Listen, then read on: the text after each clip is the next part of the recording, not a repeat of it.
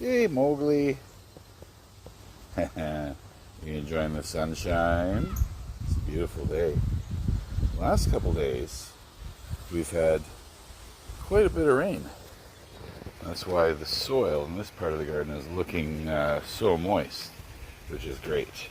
And today, we're going to do the final planting in this area. But first, I just wanted to talk a little bit about what we got going on here. I've got some lettuces growing, and I talked in a previous video. It's very important to cover the ground with mulch. Leaf mulch works really great. It keeps the soil moist and stops a lot of weeds from growing. And especially when you first plant your lettuce, you want to keep that soil very, very moist to help the lettuce grow. Now over here, see, that is one single potato plant.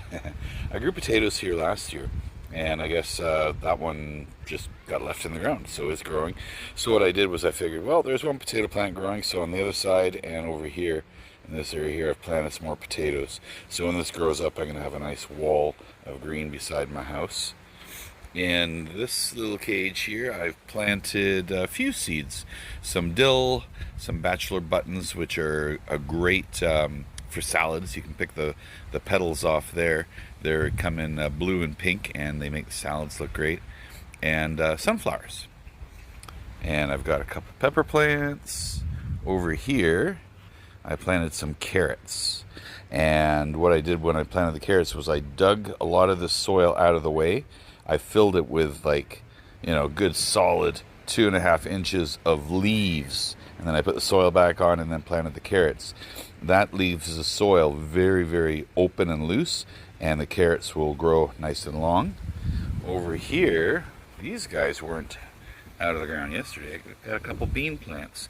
Now these bean plants, a little bit different. I just started this variety last year, and they will actually grow quite tall.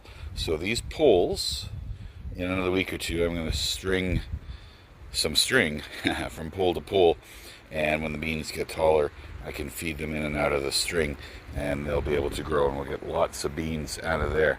And I always like to have a little bit of fun with my garden, and I don't know if you can see it very clearly, but I've got a nice sort of S-shaped curve all the way along here. This garden is higher than this garden, and what I did was I planted about a 3-inch wide section all the way down with basil seeds.